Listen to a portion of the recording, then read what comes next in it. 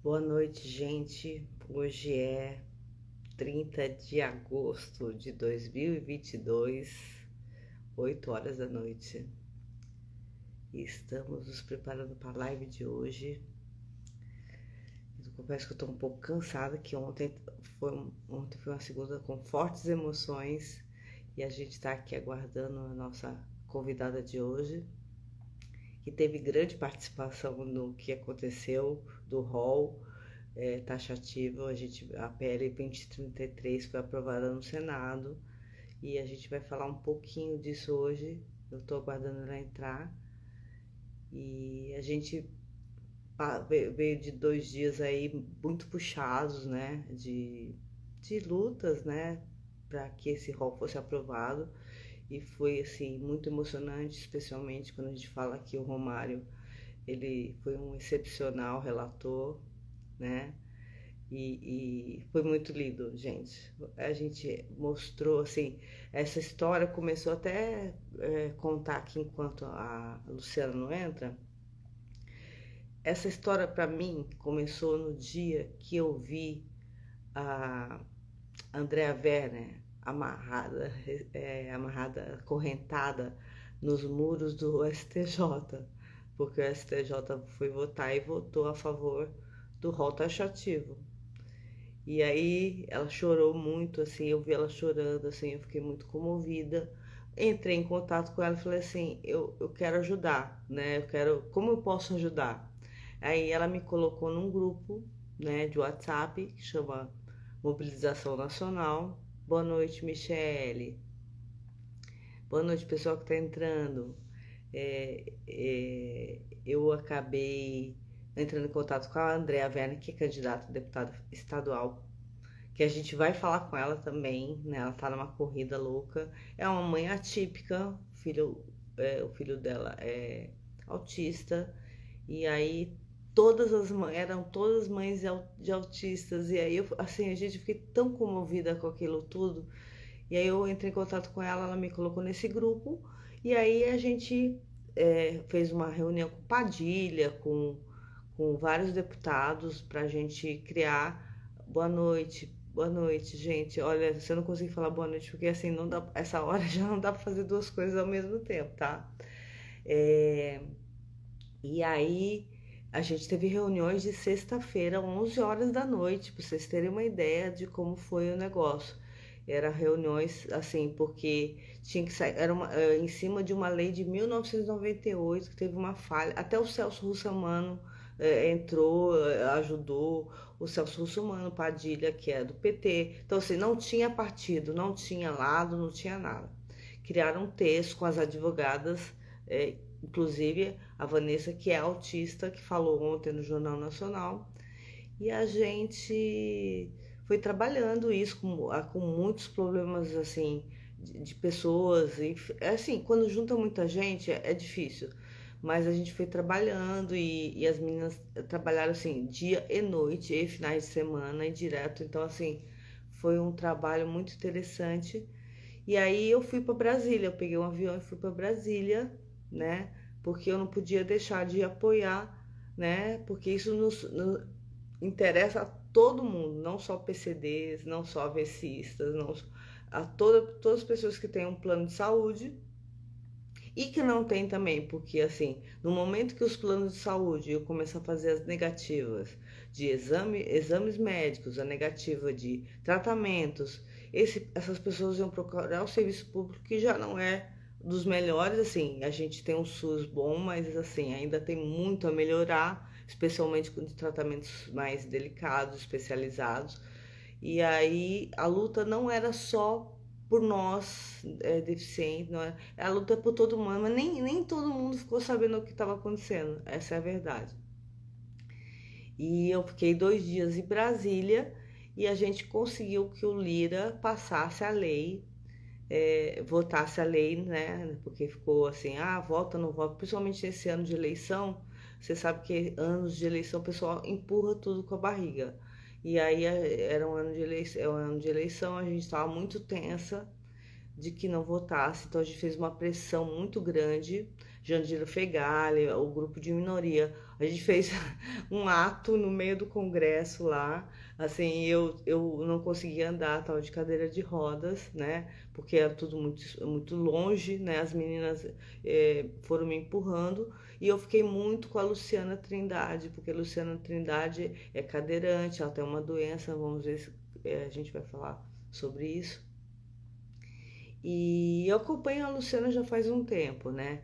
Eu acompanho do tempo que a Luciana ia no metrô e mostrava a dificuldade que era com um cadeirante entrar no metrô. Ainda continua, né? Não é que melhorou tanto assim. Mas era muito interessante porque a gente foi em todo. Assim, eu não conhecia a dinâmica do Congresso Nacional. Foi muito interessante ir lá nos partidos, os presidentes dos partidos, e explicar a situação. Olha, precisamos votar. Então foi assim um trabalho de formiguinha. A gente se dividiu em várias mulheres, turmas, cada uma foi para um canto, enquanto outros estavam no Senado, a gente estava lá para votar. E não votou naquele dia, a gente fez a pressão, a gente não sabia o que ia acontecer. No outro dia, votaram para passar para o Senado. E aí ontem, e aí foi o Pacheco pôs o Romário como relator, e eu não sei se todo mundo sabe, mas o Romário ele tem uma filha. A Luciana acabou de entrar. Luciana, me chama aí que eu sou uma pessoa meio desconectada. É, assim, eu só pareço conectada, eu sou meio desconectada. Acho que se você me convidar, eu te chamo. Eu acho. Mas vai dar tudo certo no final. Tava contando aqui pro pessoal. Agora vai. Agora vai, gente. Chama o pessoal aí porque eu não vou conseguir. Ai, vou até tomar um fôlego, para que a gente tenha muito assunto para conversar. Vamos ver. Ah, Oi, olha ela, gente!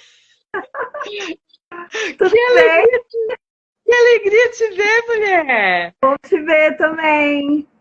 Ah, Gente, bom que deu certo. que bom! Eu tava bem ansiosa, confesso. Amiga, eu tava ali no negócio do ao vivo e tem uns 500 mil pessoas ao vivo e eu passava, falei, gente, não é possível. Cadê? Eu falei, não, vou lá no perfil dela. E aí no perfil tava engraçado. No meu perfil não aparecia. Vai entender, essas coisas de tecnologia, eu costumo falar, eu só pareço tecnológica, Luciana, isso é uma farsa, eu sou um fake da tecnologia, Ai, eu entro, eu marco as lives, falo assim, me convida aí, porque eu não sei convidar a pessoa.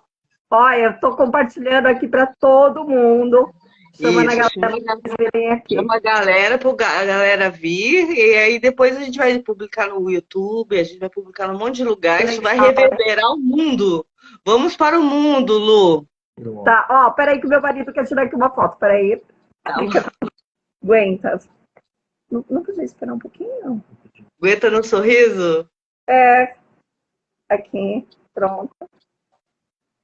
Peraí, aguenta. Aqui, Aguenta.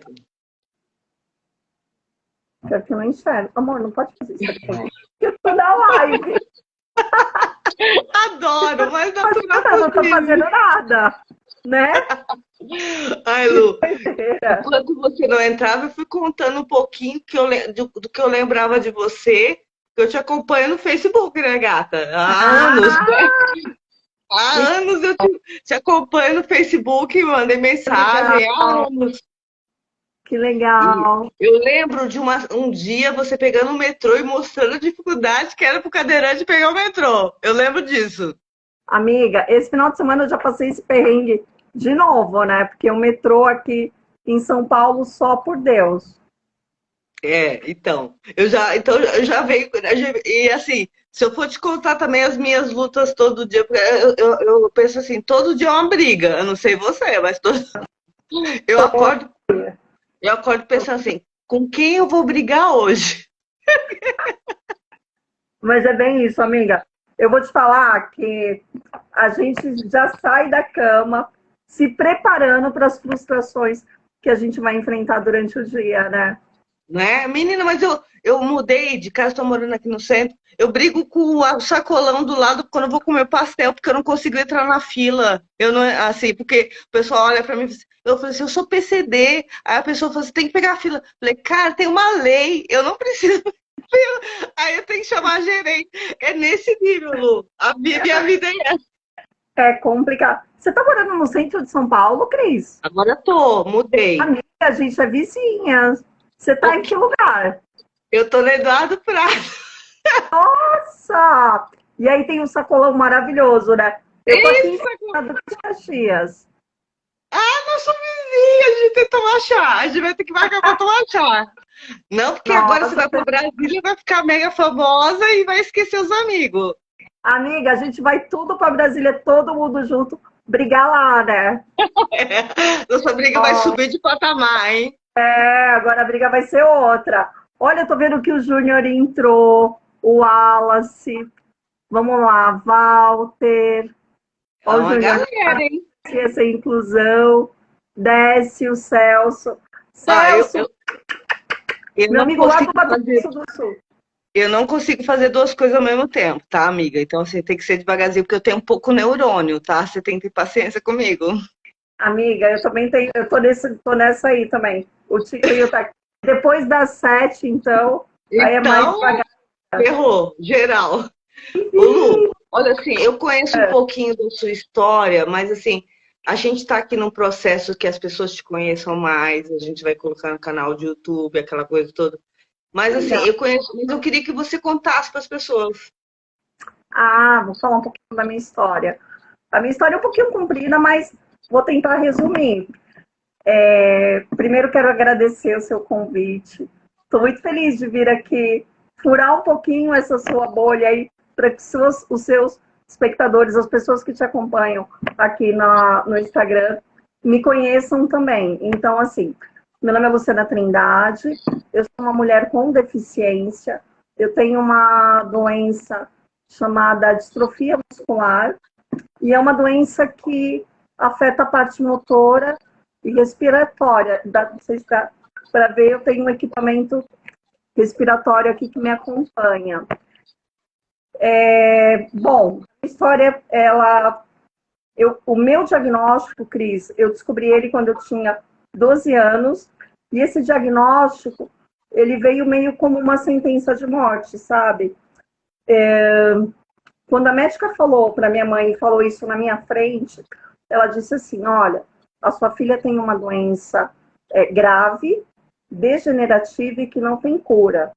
A expectativa de vida da sua filha, ela tem 12 anos, talvez ela viva até os 20 anos, ou no máximo 30. Aí eu fiquei olhando assim, tipo, eu lembro assim muito dessa fala dela, da questão da expectativa de vida. E eu só tinha 12 anos, Cris. Uma criança, né? Como escuta isso? Como a criança escuta isso? E aquilo para mim foi um choque, assim, sabe? Eu já sabia que eu tinha alguma coisa, mas eu não queria acreditar que era alguma coisa tão ruim, né? Que era uma doença degenerativa, que não tinha cura. Aquilo tudo não entrava na minha cabeça. Passado esse período do diagnóstico, a minha mãe começou a buscar formas de tratamento e não tinha. Não Não tinha, tinha. não. Até hoje não tem. O único tratamento indicado realmente é fisioterapia, uma boa alimentação, os cuidados, né, com o médico, precisa sempre estar acompanhando com vários médicos. Passado esse período do diagnóstico, eu ainda estudava, andava, mas andava com muita dificuldade. E a minha escola não tinha acessibilidade. Nossa. E aí, o diretor da escola chamou a minha família para falar que eu ia ter que sair da escola porque eu estava atrapalhando os outros alunos. Desculpa por existir. Desculpa. Aí o meu pai me tirou da escola e eu fiquei dos 13 até os 18 anos presa em casa. Eu vi os meus irmãos ir para a escola, fazer várias atividades e eu não ia, eu não tinha. E quando eu tinha ali 18, 19 anos, eu já não aguentava mais ficar em casa. Eu queria fazer alguma coisa da vida. Eu pedi para minha mãe comprar um carrinho de cachorro-quente para mim. E eu falei, mãe, compra o carrinho de cachorro-quente, porque eu quero trabalhar, eu quero ter dinheiro, eu quero fazer alguma coisa da minha vida. E eu fui para a rua vender cachorro-quente, com a ajuda das minhas irmãs. Menina, que história de empreendedorismo master! E aí, o bacana dessa história é que quando eu fui para a rua vender cachorro-quente, algumas portas se abriram. Então, eu ganhei uma bolsa do Instituto Universal Brasileiro para estudar em casa e finalizar os meus estudos ali do primeiro e do segundo grau. Depois, o dono da lotérica, que era em frente ao ponto onde eu vendia cachorro-quente, me convidou para ir trabalhar lá, me deu uma oportunidade de emprego. E ali eu comprei a minha primeira cadeira de rodas, terminei os meus estudos e comecei a ter um pouquinho mais de perspectiva de vida. Então eu já estava passando dos 20 para os 22, 23 anos e com um pouquinho de esperança. Porque aquele diagnóstico ainda da médica ainda estava na minha cabeça e o medo era grande, sabe, Cris? Claro. Mas eu estava feliz, assim, porque consegui concluir os meus estudos, estava trabalhando, tinha o meu dinheirinho, podia ajudar minha mãe, as minhas irmãs. Passado esse período da lotérica, eu recebi uma outra proposta e fui trabalhar no SESC. Olha que legal. E aí o SESC foi uma outra oportunidade também de ganho de vida, porque no SESC eu consegui fazer uma faculdade, né?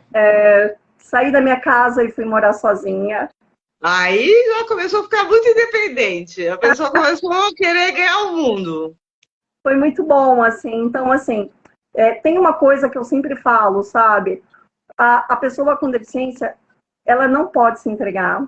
E a gente precisa muito acreditar que a gente é capaz e que a gente pode ir além, né? E os estudos, o trabalho, é essa porta de entrada para a gente ter aí um futuro, né? Tem muitas pessoas, às vezes, que se acomodam e falam, olha, eu não vou conseguir, a vida não é fácil. Mas se Para você ninguém. tiver um pouquinho de força de vontade e acreditar, você chega lá. Então, assim, tentei Mas resumir aí um pouquinho para você. Você entrou no Sesc pelas cotas, não? Foi pela lei de cotas, eu fui convidada na época era uma oportunidade temporária de 3 meses, e aí eles gostaram do trabalho e falaram, olha, a gente tem uma vaga para pessoa com deficiência na época, e você precisa fazer uma prova. Eu fiz a prova, fiz 2 entrevistas e passei. Que E legal. trabalhar no SESC foi muito bom, sabe? Não, o Sesc é um berço da cultura, as melhores peças, assim, o Danilo, cuida do Sesc, é uma pessoa incrível, eu conheço. Então, acho que olha, eu assisti uma peça no Sesc por R$ 20, que foi uma peça com o Baryshnikov e com o William Defoe, As Velhas, em Pinheiro. Assim, o Sesc dá oportunidade de ter uma ótima alimentação. Eu sou fã do Sesc, viu? Sou fãzaça do Sesc. Que bom que o Sesc te pegou, viu? Que bom. E aí o SESC foi um ganho, assim, porque eu não tinha expectativa de fazer faculdade e eu consegui fazer a faculdade através do SESC. O SESC pagava 90% da minha bolsa de estudos, então, assim, foi muito bom, assim, a vida, é claro, não é fácil, né? Eu fiz muitos enfrentamentos para conseguir fazer faculdade, para conseguir morar sozinha, pagar as contas, né? A cidade não está preparada para gente, então, assim, tinha dias que eu ia para a faculdade com o pneu furado e tinha que voltar para casa debaixo de chuva, enfim. Não foi um negócio fácil, mas foi um enfrentamento. Consegui passar, fazer a faculdade, finalizei os estudos. É isso. E aí você começou a entrar na política como? Assim, que momento? E todos esses enfrentamentos que eu passava, sabe? Eu tinha muita dificuldade, por exemplo, eu moro aqui no centro, sempre morei no centro. E o centro até que, de certa forma, você tem um acesso fácil para metrô, para ônibus, enfim. Mas, mesmo com todos esses acessos fáceis, o transporte não estava preparado. Eu não encontrava um ônibus adaptado direito. Eu fiz vários enfrentamentos no metrô, porque o vão entre o trem e a plataforma eram grandes, e aí eu precisava de ajuda para embarcar e não tinha um funcionário. E aí eu comecei a me conscientizar, Cris, sobre a necessidade de estar dentro dos espaços de discussão para essas regras. Então, assim, quem é que cuida do transporte em São Paulo? A Secretaria de Transportes. Mas existe um conselho onde a sociedade civil pode participar e opinar, né? Então, olha, então é nesse conselho que eu preciso estar para fazer essa discussão. Então, eu comecei a participar desses conselhos, audiências públicas na Câmara, comecei a participar desses espaços, entendendo que eu precisava estar ali para apontar quais eram as necessidades das pessoas com deficiência. E foi daí que eu comecei a militar. Na verdade, já existia, eu já fazia parte de um movimento chamado Movimento Superação, aqui em São Paulo, que era um movimento liderado pelo Billy Saga. O que o Billy fazia? Uma vez por ano, no mês de dezembro, ele organizava uma passeata na Avenida Paulista, levava todas as pessoas com deficiência que tinha aqui na cidade de São Paulo para participar dessa passeata. Qual era o objetivo? Tirar as pessoas da invisibilidade. Gritar para a sociedade que a cidade precisava estar preparada para as pessoas com deficiência. E foi um movimento que durou, acho que, 10, 12 anos, muito, muito bom, bem organizados, enfim. E eu já fazia essa militância lá, no Movimento Superação. Aí o Billy encerrou as passeatas, mas a minha militância continuou. Fui para o Conselho de Transporte, Conselho da Pessoa com Deficiência, Conselho de Saúde, audiências públicas. Eu sempre participei muito ativamente desses espaços, entendendo que ali eram os espaços que eu precisava discutir a pauta da pessoa com deficiência. Não, e eu vi que você, tipo, assim, você estudou muito nesse processo, né? Assim, você sabe muito, assim, é uma mestra do assunto, assim, eu sou muito humilde, ainda tenho muito a aprender. Eu vi você se dedicando a essas reuniões, eu acompanhei. Posso não ter comentado nada, assim, as fotos, mas eu acompanhei. E aí, muito interessante te encontrar em Brasília, porque, assim, eu estava contando antes de você entrar que eu me impressiono. Toda a história de Brasília começou assim. Eu vi a Andrea Werner amarrada aos negócios, nem sei se você estava lá. E aí eu falei, gente, essa mulher tá amarrada no negócio, gente, eu preciso falar com ela. Aí eu fui lá, mandei uma mensagem, falei, olha, eu quero ajudar, eu quero ir também. Aí ela me colocou no grupo que virou o movimento, aí eu te vi lá. Eu tive lá, já te chamei no WhatsApp, Lu, mas assim, na sequência já tinha a reunião em Brasília. Eu falei, cara, eu vou pegar o avião e eu vou. Porque assim, eu preciso estar lá, porque isso é um momento histórico, que a gente vai conseguir. Perfeito. E foi assim, tão emocionante tudo. Eu não sei se você já sabia que ia sair candidata. Eu sentei do lado da Andrea Weber, e falei assim, cara, a gente precisa ter representatividade de pessoas deficientes no Congresso, cara. Falei isso para ela, assim, eu sei que ela estava como deputada estadual, já estava, e eu falei assim, olha, eu gostaria de falar com o Arruda Botelho, mas assim, a gente precisava ter alguém como candidato a deputada federal. Aí quando foi, sei lá, semana seguinte, você falou, ah, que alívio. A Lu vai ser candidata. Amiga, é importantíssimo essa representatividade, né? Quando eu falo que a gente precisa ocupar esses espaços, Cris, é entendendo que quando você não está lá, você não é lembrado. Por que existe uma ausência enorme de políticas públicas, né, direcionadas para as pessoas com deficiência? Não que não exista, por exemplo, existe a Lei Brasileira de Inclusão, existe a Convenção da ONU, mas o que a gente precisa é que isso funcione na prática. E para funcionar na prática, precisa ter pessoas com deficiência à frente desses mandatos, colocando isso para funcionar. O que hoje não acontece, por quê? Porque não é interesse de quem não tem deficiência, né? Você viu lá em Brasília, a gente trabalhando sobre pressão com os deputados. Olha, deputado, é importante que você vote, né? Trabalhando sobre o convencimento. Mas seria tão diferente se a gente já tivesse uma pessoa com deficiência lá. Exatamente. Não, Então, não, e era engraçado, porque assim, eu queria compartilhar isso com todo mundo, que assim, eu uso uma bengala, mas aquele lugar é imenso, nunca tinha ido naquele lugar na vida, né? E as meninas acham melhor você ir de cadeira. Eu falei, tudo bem, vamos de cadeira, me empurrei, né? E eu não consigo tocar cadeira, né, Lu? Porque meu braço esquerdo não funciona. Então, assim, foi muito engraçado, porque você estava uma hora numa ponta, eu estava na outra, segurando cartaz, gritando e tal. Eu nunca tinha feito isso na vida, né?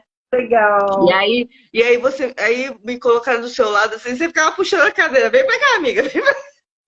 Foi tão, eu fiquei, assim, isso foi muito marcante pra minha vida. Eu não sei o que vai ser da gente, se a gente vai morrer amanhã, porque a gente, como você falou, a gente não sabe, A né? gente sabe. Né? Mas eu queria muito que você soubesse que isso foi muito marcante pra mim. Que legal, Cris. Ó, é tão importante a gente participar. E cada corpo dentro desse movimento importa muito e faz diferença, né? Porque quando você enxerga a pessoa com deficiência, você começa a prestar atenção ao redor. Olha, essa cadeirante está aqui, mas será que tem rampa, banheiro? Será que o espaço está acessível? Puxa, esse cego está aqui. Será que tem piso tátil? Será que fizeram a descrição de imagem para essa pessoa? E o surdo? Precisar colocar um intérprete de Libras. Então, assim, estar dentro desses espaços, ocupando esses espaços, é importantíssimo. A nossa sociedade, infelizmente, ainda é uma sociedade discriminatória, que invibiliza, de fato, a luta da pessoa com deficiência. Então, é aquela máxima: quem não é visto não é lembrado. Lembrado, exatamente. Né? É, não, isso se isso vale para todo mundo, imagine para nós, né? A gente Lu, eu também fiz um processo assim, eu aprendi muito no Luci Montoro, no processo de reabilitação. Depois, eu trabalho hoje numa multinacional em diversidade e inclusão pelas cotas, que é uma coisa que eu queria falar com você, se isso está no seu radar, de aumentar esse número de cotas, né? Porque a gente tem muito mais deficiente do que vagas, você sabe. E assim, eu tinha uma preocupação, Lu, eu tenho um currículo invejável, mas assim, eu não queria ser telemarketing, entendeu? Eu não queria ser a pessoa que vai atender telefone. Nada contra a profissão, eu acho digna. Se eu precisasse, eu seria também, não tem problema. Mas eu tenho, meu cérebro tá bom, eu tenho uma experiência incrível. Aí eu tinha dois preconceitos, que é o da mulher de 50 a mais, que eu tenho 51, e deficiente. Então, assim, dois marcadores sociais, né? Então, Três, assim, é porque você ainda é mulher. é, exatamente. Eu lembro que eu falava muito para um primo meu, e eu vim da favela, né, Lu? Assim, eu sou carioca de nascença, eu nasci no Morro do Alemão, então eu sou de origem pobre, que se fez também nessa luta aí, tipo, escola paga não sei quanto tempo, paga atrasado, sabe? Essas coisas. O perrengue do pobre, né? Então, assim, são muitos marcadores sociais. Então, assim, eu vejo que a gente precisa. Ele falava assim para mim. Ah, coisa de direita, esquerda. Eu falei, querido, não me cabe, não tenho espaço na direita. Olha só, eu sou pobre, nasci na favela, sou mulher e agora sou deficiente, cara. Eu não tem como eu ser direita. Não, não cabe, não tem espaço, entendeu, Lu? Sim. Então, acho que as pessoas precisam entender mais essa coisa de direita e esquerda, não por não por, assim, ideais políticos, sabe? Porque eu sou uma pessoa com a cabeça suficiente aberta, eu acho que você também, para a gente escutar o povo da direita falar. E algumas coisas eles podem ter até razão. O que não pode é ser extremo, né, Lu? Tem que ser uma coisa. Eu acho até que isso, quando você colocar, tem até a ver com essa questão de Bolsonaro, Lula. Só que a gente precisa, antes de qualquer coisa, estar dentro desses dois lados. Está dentro da direita e está dentro da esquerda. É fato que a direita, por ser mais liberal, por ser mais capitalista, né, por pensar muito mais em questões financeiras, talvez para o aspecto, para o recorte da pessoa com deficiência, talvez não caiba, né? Então, assim, existem alguns aspectos da direita que realmente afastam as pessoas com deficiência da luta, porque a maioria das pessoas com deficiência são pessoas pobres, né? Então, são ideologias que talvez nos afastem de fato, mas nada contra, pelo contrário. Você só precisa entender em que espaço você quer estar, mas precisa participar. Então, o que eu falo, assim, sabe, Cris? Primeira coisa, se você quer ser uma pessoa politizada, quer participar da política e deve participar da política, porque a política é para pessoa com deficiência, eu acho que a primeira coisa é você buscar entender qual é, de fato, o caminho que você quer seguir. Né? Você quer ser uma pessoa política ou você quer trabalhar pela política? Porque para ser pessoa política, olha, eu quero ser vereador, eu quero ser deputado, eu quero ser senador, enfim, tem uma infinidade de coisas. Ah, não, eu gostaria de trabalhar a política, então posso participar das audiências públicas, devo participar dos conselhos, né? Quando eu comecei a militar, que eu entendi que através da política, de fato, eu iria conseguir mudar a minha realidade, mudar a realidade das pessoas, eu fui buscar um partido que fizesse, que tivesse os mesmos ideais que os meus. Fato que sempre para a esquerda, porque eu me sinto mais acolhida na ideologia da esquerda do que da direita. E o PSB, ele calha muito com esses meus ideais. Dentro do PSB, eu fui buscar entender qual era o papel da pessoa com deficiência ali dentro do partido. Por quê? O partido, Cris, ele é um instrumento, ele é a porta de entrada para que a gente consiga fazer as mudanças necessárias. O que é o partido político? O partido político é o partido que vai me dar estrutura para que eu seja uma deputada, para que eu seja um prefeito, para que eu seja um governador, um vereador, enfim. É o partido que vai me dar esse instrumento para que lá na frente eu tenha algum cargo político. É muito importante. Se você quer ser vereador, deputado, você precisa estar afiliado.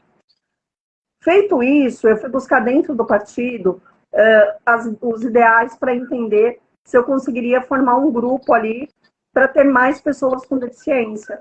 E o PSB tem isso dentro do seu estatuto. Que legal! Eu comecei a buscar outras pessoas com deficiência dentro do partido, chamar essas pessoas para que a gente se organizasse enquanto grupo e começasse a participar mais ativamente dos espaços de decisão dentro do PSB. Passamos por um congresso. Hoje, o PSB tem 17 secretarias formadas em 17 estados. A gente tem 40 e poucos candidatos com deficiência nessas próximas eleições. A gente tem vereadores, tem prefeitos. Então, assim, o partido, ele é muito importante, independente de você ser de direita ou de esquerda. O que a gente precisa entender, de fato, é se você tem espaço para participar. Se o partido te dá a oportunidade para te dá oportunidade, exatamente. Eu acho que isso é. Você sabe que eu, quando tive o AVC, eu até pensei em me filiar e participar do mundo político. Mas, Lu, confesso para você que não tive estômago na primeira reunião que eu fui. Eu falei, não vai rolar, não vai rolar. Eu vou fazer a minha parte, que era a associação. Que é assim. E aí é o ponto que eu quero entrar com você. Lu, 1 em cada 4 pessoas vai ter um AVC ao longo da vida. É muita gente, Lu. É muita gente, sabe? E muitos jovens, assim, porque o pessoal pensa que é mais velho, que também merece os seus cuidados se for mais velho, também merece sua assistência médica, tudo, assim, toda assistência. Mas desses 5 anos para cá, Lu, que eu tenho percebido, é muito jovem na faixa dos 30 anos. Essas pessoas precisam ser absorvidas no mercado de trabalho, Lu. Essas pessoas precisam aparecer e elas ficam muito envergonhadas de estar nesse corpo torto, né? Porque a gente fica com o corpo torto. Assim, eu me chamo de. Eu não tenho mais filtro, eu me chamo de tortinha mesmo. Olha, eu sou tortinha, meu braço é torto, eu sou tortinha, eu uso uma bengala, mas assim, é, eu tento desmistificar isso. Eu sou meio modelo, eu faço umas fotos sensuais. Assim, eu comecei a ir por um caminho para as pessoas se sentirem à vontade com os corpos delas. Eu, particularmente, tenho um problema que é invisível, Lu. Eu tenho uma fadiga crônica. Então, assim, eu não posso me desgastar muito em andando. Então, assim, a locomoção, você imagina, eu não uso o transporte público, Lu. Eu não posso, eu não consigo usar. Por quê? Eu tenho que andar 1 quilômetro para chegar até o metrô. E depois eu tenho que pegar o metrô e aí tem aquela briga para sentar. E depois eu tenho que andar outro não sei quantos quilômetros para sair do metrô. Quando eu chego onde eu tenho que chegar, Lu, eu já tô cansada. Ô Cris, é assim, eu entendo demais o que você está falando. E acho que essa nossa conversa aqui pode ajudar muitas pessoas também que estão passando por isso, né? Os nossos corpos não são perfeitos, independente de você ter uma deficiência ou não, né? É importante que a gente saiba que o nosso corpo é a nossa casa, né? E ele pode ter uma porta mais larga, ele pode ter uma janela mais tortinha, mas é nosso, é o nosso corpo. É ele que nos carrega aí para cima e para baixo para a gente dar continuidade na vida. O que eu posso te dizer para poder te ajudar? Eu também passei por um processo de aceitação. Quando eu fui lá para a casa lotérica, que o seu Geraldo falou assim, Luciana, você vai precisar usar uma cadeira de rodas. Eu já sabia que eu ia precisar da cadeira, mas eu estava resistindo para aceitar. Falei, gente, não, porque ir para cadeira quer dizer que eu tô mal, que eu piorei. E na verdade não era isso. Ir para cadeira era o meu remédio. Era a cadeira que ia me dar mais qualidade de vida. E eu aceitei, fui para cadeira, porque eu queria muito trabalhar, eu queria ter o meu dinheiro. Então, eu vou aceitar esse desafio de sentar nessa cadeira de rodas. E naquele primeiro momento, as pessoas, quando me viam na cadeira de rodas, elas vinham me perguntar o que tinha acontecido. O que aconteceu, Luciana? Aí eu falei, não aconteceu nada, estou trabalhando. Não, mas você está doente? Você sofreu algum acidente? Eu falei, não, gente, eu estou usando a cadeira de rodas. Eu preciso da cadeira de rodas. E foi um processo muito mais de convencimento para as outras pessoas do que para mim. É fato que eu também me doía. Não foi um negócio fácil. Mas eu comecei a entender que estar na cadeira de rodas, para mim, era bom. Eu não tenho um corpo perfeito. Meu corpo é um corpo. Eu tenho uma escoliose, o meu peito é um peito maior que o outro. Eu tô mais gordinha. Eu fiz vários ensaios sensuais, porque eu sempre me achei linda. Mas você Independente. é linda, não, não. Você é linda. Amiga, você também é linda, você é linda. E precisa se reafirmar isso sempre. E eu fiz ensaios sexuais, não fiz filme pornô, mas eu fiz documentários. Não, eu também. Também não fiz porque não me convidaram, mas eu não teria menor problema. Hoje não mais Nem porque eu eu. tô casada, né? Eu vi seu marido que cuida muito bem de você. Ele Olha, por é mais bastante. marido igual os maridos da Luciana, gente, por favor. Ele me ajuda bastante, mas assim, esse processo de aceitação é um trabalho que a gente tem que fazer. Então, olha para você e fala assim: meu, eu sou muito foda, eu sou linda, sabe? E você é linda, sim. Independente de você ter um braço mais curto, mais fino, de um jeito ou de outro, você é linda do jeito que você é.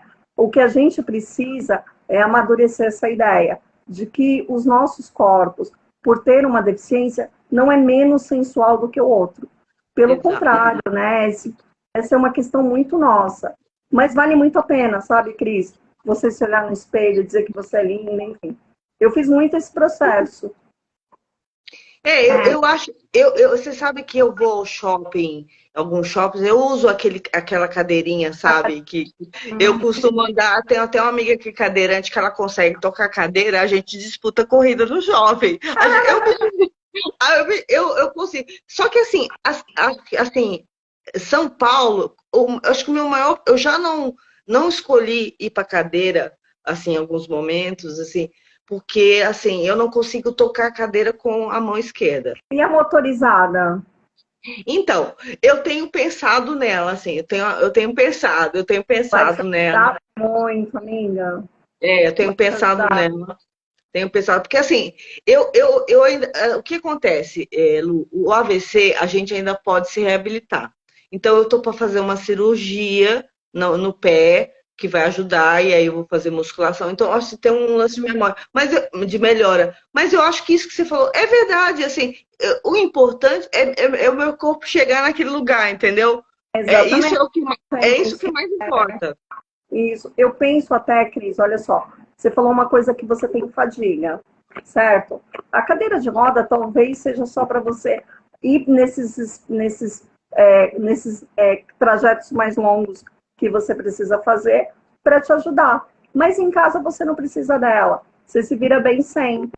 Mas às vezes eu acho que até para você poupar a sua musculatura, em alguns momentos você pode usar uma cadeira de rodas e não tem problema nenhum com isso. Não, eu não tenho mesmo. O que eu acho, Lu, o que eu acho que aí eu já vou começar a fazer os pedidos para a futura deputada federal, Deputada, a gente vai começar a listar aqui os pedidos. Então, o seu pedido número 1 é o seguinte: eu acho, Lu, que ao invés de eu ter uma cadeira de rodas, eu podia ter todos os espaços ter a cadeirinha elétrica ou aquela motinha, todos os espaços sim, poderiam ter. triciclo, sim. Porque o que acontece, Lu?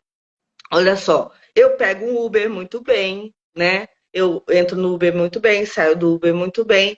Então, assim, se eu tiver que carregar todo o aparato comigo, vai ser muito mais trabalhoso do que se eu chego nos espaços e ele tem alguma coisa me oferecendo isso, entendeu? Eu acho que É, isso devia ser meio que obrigatório. Então, assim, por exemplo, eu fui para uma convenção da empresa que eu trabalho, fui num hotel chiquérrimo, só tinha cadeira de rodas, mas eu não consigo tocar cadeira de rodas, então depende de outra pessoa. Então, assim, é uma coisa que não custa muito para um hotel de luxo, né? Eu fui a trabalho, não que eu paguei, né? Mas, assim, podia ter, como os shoppings têm, a maior parte dos shoppings tem. não, é que assim, existem algumas políticas que elas são públicas e existem outras políticas que são privadas. E tudo para pessoa com deficiência é mais caro. A gente pode pensar sim, acho que num projeto, em alguma lei, que ajude a facilitar que os espaços maiores, que tem um número maior de circulação de pessoas, disponibilize, por exemplo, esses equipamentos com cadeiras, rodas ou triciclos. Mas é uma coisa que a gente precisa pensar, porque são duas coisas. Primeiro, oferecer uma coisa que é para o público dentro de um espaço que é privado, né? Então a gente precisa tentar conciliar isso. O Márcio, que é o Márcio França hoje, que está como senador, ele tinha um projeto muito legal, que era um projeto de disponibilizar os carrinhos em metrôs para as pessoas que iam fazer trajetos. Então, por exemplo, olha, eu preciso ir lá na CD, mas aí é longe para eu caminhar e tal. Vou descer ali no metrô. Você me empresta? O metrô empresta uma cadeira? Empresto, vai lá, pega aqui a cadeira, vai lá, faz o que você tem para fazer, volta, pega o metrô e vai para casa. É essa a ideia, Lu, é isso. Eu quero isso, Lu. Como que a gente faz para conseguir isso? A gente tem um projeto escrito, eu só vou pedir o aval do Márcio para a gente poder incorporar ele dentro do nosso mandato, mas essa ideia, porque não é só para pessoa com deficiência, né? Tem muito Não, idoso. e a pessoa que às vezes está momentaneamente também. Eu acho que o mundo ficaria melhor se pensasse nas pessoas com deficiência. Ficaria melhor para todo mundo, entendeu? Não, Exatamente. De algum modo, a acessibilidade, em algum momento, vai servir para você que tem deficiência ou não tem deficiência. não, é porque Então, assim, Acidentes acontecem, né? A pessoa às vezes fica momentaneamente com uma bengala, imobilizado. Vai facilitar para ele também. Então, assim, A tendência da gente não envelhecer é ficar com mobilidade mais reduzida, né? A audição também, enfim, visão. Então, tudo que for acessível para esse futuro, quando você chegar lá e tiver velhinho e tiver acessível, vai ser ótimo, né? Exatamente. Agora, outra coisa que eu da listinha que eu fiz aqui, a listinha, é assim, olha, Lu, nós temos um problema no sistema de saúde que é trombólise, que é um medicamento que dissolve o coágulo do AVC isquêmico. E agora, os cientistas brasileiros criaram um negócio chamado trombectomia mecânica, que é como se fosse um stent que vai lá e puxa o coágulo. Então, assim. Que legal. Então, é um negócio fantástico, viável e vai entrar no SUS esse ano. Mas você sabe, né? Entre entrar e acontecer, existe né? E aí, assim, eu conto que eu já sei que você já ganhou, Lu já ganhou. Ei, 4011! A Lu já ganhou. Então, assim, que a gente trabalhe essa questão disso, chegar nos prontos-socorros mais rápido, uma identificação das pessoas. Porque, assim, a outra coisa que é problemático no AVC, Lu, é que os médicos não identificam o AVC rápido. Eles acham que a pessoa tem tudo, menos o AVC, né? Porque isso é dramático, é um caso de calamidade pública, sabe? Assim, a pessoa chega no SUS, no pronto-socorro, o médico que está lá não é preparado, geralmente não é um neurologista, porque não tem neurologista de plantão o tempo todo, e aí o cara vê N sintomas numa pessoa da faixa de 30, 40, 50 anos, e aí ele fala assim, você está com dor no estômago, vai para casa. Entendeu? E aí, nessas horas que a pessoa. Tem um protocolo de atendimento. Não, ele existe, mas assim, eles estão tendo muita dificuldade de identificar na ponta, Lu. Precisava de um treinamento, é uma revolução. A gente precisa fazer. E outra coisa que a gente precisa fazer é uma revolução na saúde primária, que é fazer as pessoas irem ao posto de saúde, medir sua pressão, ver se tem diabetes, isso já ajudaria. Fazer as pessoas se alimentarem melhor, que no nosso país está meio difícil, né, com a população. Mas assim, parar de comer hambúrguer, saber comer a comida, a alimentação correta. Então, tem uma coisa que tem que fazer na educação. Não é na saúde, na educação mesmo, sabe? De ensinar as crianças da nova geração para a gente deixar um mundo melhor, a gente ensinar, olha, você pode ter um AVC se você comer só besteira, né? Porque a gente não pode negar, eu de vez em quando como um hambúrguer, não sei você. Eu como, porque é bom. A gente vai querer comer todo dia, né, Lu? Mas não dá. Não dá. Amiga, eu não tô comendo hambúrguer, nem linguiça, nada desse negócio gorduroso. Há umas 2 semanas atrás, eu comi uma linguiça. Eu tava com muita vontade, mas eu como muito pouco. Eu juro por Deus, a linguiça era desse tamanho, Cris. Mas foi o suficiente para acabar comigo por 2 semanas. Mentira. Eu fiquei muito, mas eu fiquei muito mal. Muito. Me atacou o intestino, me atacou o estômago. Eu não conseguia. Tanto que hoje, quando fala, assim, me dá até uma repulsa, sabe? Sei. Eu passei muito mal. Então, aí eu comecei a prestar mais atenção. Então, não quero comer salsicha, não quero comer hambúrguer, linguiça, não quero comer mais nada desses negócios. Né? Espero que com isso eu emagreça. Vai, querida. Mas e a pizza? Pizza pode? Meu problema. A pizza eu como, mas só se for aquela pizza vegetariana. Eu até como, mas nada gorduroso. Não estou conseguindo comer nada com gordura, amiga. Mas eu posso falar, isso é bom.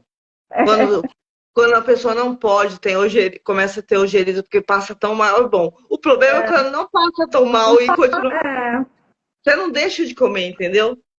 Eu acho muito legal. Você está me trazendo muitas ideias aqui de propostas, Cris, que eu acho que a gente depois pode incorporar, pode não, a gente deve incorporar isso dentro do mandato. Eu vou, depois que a gente finalizar, a gente se falar pelo WhatsApp e você me mandar, Lu, coloque isso daqui para a gente falar sobre prevenção contra o AVC.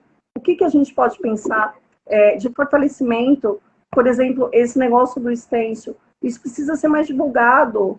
Muito, Lu. Não, e é uma coisa feita por brasileiros, e é uma coisa para o mundo, porque esse número que eu te falei de 1 em cada 4 não é só no Brasil, Lu, é no mundo. É o mundo, Sabe? nossa, é muita gente, né, amiga? É dramático o negócio. O negócio é dramático, assim, tanto quanto o Covid devia ser alertado que a gente está vivendo uma epidemia de AVC, Lu. Então, assim, a causa, eu preciso de ter mais braços, eu tenho, e assim, eu quero muito te ajudar. Eu sei que são 70 deputados federais eleitos por São Paulo. O que eu puder fazer por você para estar pelo menos uns 10 que possa defender a nossa causa, que a gente vai estar junto. E eu vou ter o maior prazer de colaborar, porque assim, Obrigada. eu não quero que aconteça com outras pessoas o que aconteceu comigo, Lu. Não é. E se é uma coisa que dá para prevenir pelo SUS, ou falando, a gente precisa, independente de ter mandato ou não, Cris, eu acho que a gente consegue trabalhar assim, levando cada vez mais as informações. E se a gente, por acaso, lá na frente, não vencer, mas que eu tenho acredito que a gente vai vencer, você tem aqui o meu compromisso, que a gente vai trabalhar isso na Câmara Federal, em projetos de lei, para que a gente consiga levar a informação para a população. E, Lu, assim, eu queria também, assim, eu não sei se isso está em algum radar seu do França ou de alguém, mas olha só, eu queria muito que a gente aumentasse essa cota de 5% de PCD para uma coisa mais realista, um 10, 15, e com fiscalização, Lu, porque o que acontece é que as empresas não contratam, Lu. Não. A primeira coisa é que, assim, eu faço parte de um grupo nacional que atua na defesa da lei de cotas, não só na defesa, mas na plena efetivação com fiscalização. Né? É fato que a gente está vivendo um desgoverno em que não existe uma preocupação com a garantia dos direitos das pessoas com deficiência. Mas a gente entregou na mão do presidente Lula uma carta, na verdade um manifesto, falando sobre a importância da defesa da lei de cotas e da sua plena efetivação. Porque não adianta só ter a lei no papel. A gente precisa ter ela na prática e aumentar esse número, sair de 5% para 10%, para 15%, para que seja maior. Né? Trabalhar é questão de viver, é de cidadania, é um direito de todo mundo. E trabalhar, quando a gente fala de trabalho para a pessoa com deficiência, é uma coisa que vai além. Eu sou um exemplo vivo disso, sabe? Eu comecei vendendo cachorro quente, mas eu queria ir além. E o meu trabalho me rendeu uma faculdade, me rendeu uma casa própria, me rendeu muito conhecimento, né? Trabalho é vida. Então, quando a gente falar sobre cotas para pessoas com deficiência, a gente está falando de vida, de oportunidade. Dar oportunidade para essas pessoas é fundamental. E aí, essa oportunidade vem, de fato, infelizmente, através da lei de cotas, porque eu ainda sonho que um dia, lá na frente... Não precisamos ter cotas. Né, que eu também! Seja uma coisa natural. Mas enquanto não é assim, a gente precisa melhorar.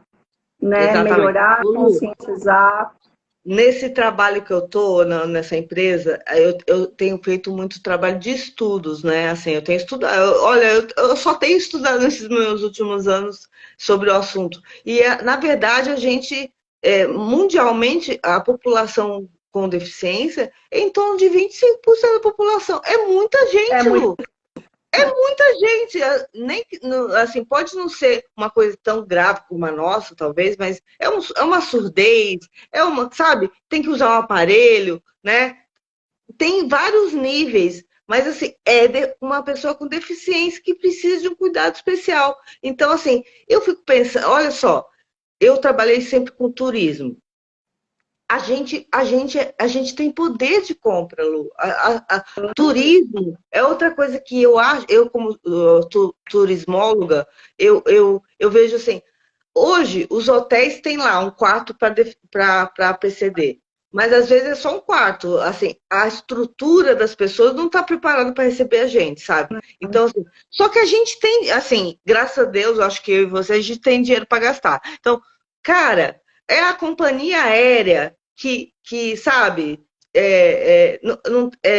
te dá dificuldade. E você está pagando a passagem, não é nem a passagem. Eu sei que a Mara, a Gabriela tem um projeto de ter passagem gratuita aérea para as pessoas, mas não engrenou. Porque o aéreo é uma coisa cara mesmo, mas assim, dá mais facilidade para a gente sair, viajar mais, turistar, estar nos ambientes. Então, as pessoas querem sair, Lu, as pessoas querem ir no cinema, as pessoas.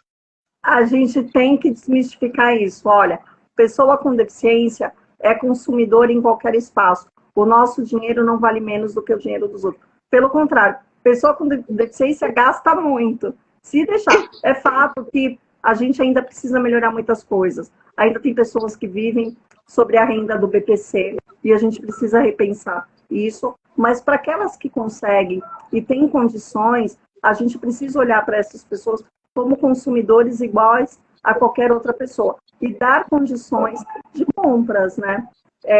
Eu falo que a lei de cotas é, de fato, essa oportunidade de transformação social, pensando no movimento que a pessoa empregada faz, né? Ela é consumidor, ela vai estudar, ela vai pensar num plano de carreira. Então, tudo isso gera uma cadeia econômica que é muito favorável para o Estado, para a cidade, isso gera impostos. Então, a gente precisa melhorar esse olhar sobre as pessoas com deficiência, entendendo que a gente faz parte da sociedade, mas a sociedade também tem que dar condições para que a gente consiga participar, tornando os espaços acessíveis, criando mais banheiros acessíveis, né? É importante pensar na atitude também. Tem muitas pessoas ainda que olham para as pessoas com deficiência com dó, entendendo que essa pessoa é uma pessoa coitada, que ela é merecedora. E não é isso. Né? Não. A gente Não, não merece dó de ninguém. não, e Lu, eu costumo falar uma coisa. Eu ganhei uma órtese e uma órtese e uma bengala, mas eu não ganhei um par de asas. Eu não sou anjo, não, sabe? É Não, isso. sabe?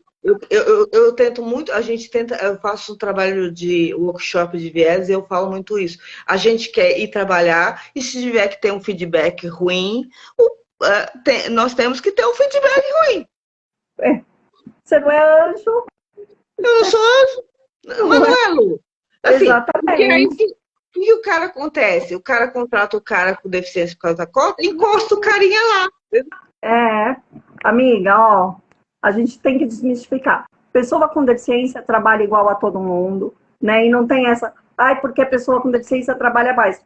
Não, trabalha igual. É só você dar condições para que essa pessoa consiga trabalhar, né? Dar um mínimo de qualidade ali. Precisa de um computador com teclado adaptado? Então, dá o teclado adaptado para que essa pessoa consiga trabalhar. Precisa de um leitor de tela? Coloca o leitor de tela e ela vai conseguir trabalhar. O que a gente precisa pensar é o seguinte: a deficiência está muito ligada à questão do acesso, à acessibilidade.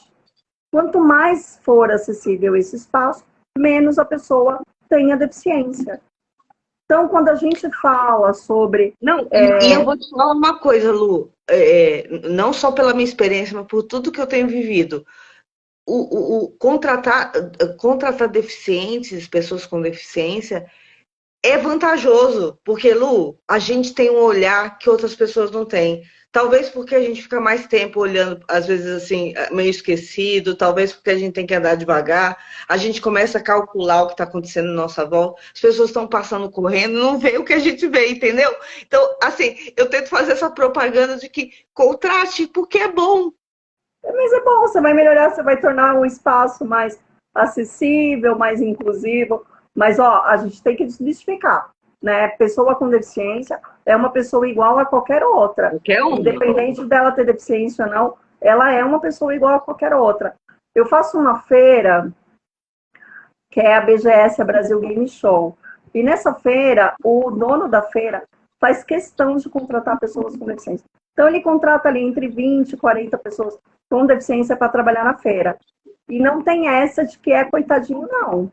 A feira é pesadíssima, dá quase 18 horas de trabalho e a galera, ó, faz o enfrentamento e é o dia inteiro, ó, com um sorriso no rosto. E não tem essa porque você é pessoa com deficiência, não. Vai trabalhar igual a todo mundo, né? Então, Não, não tem que folgar também, assim, não tem que se postar.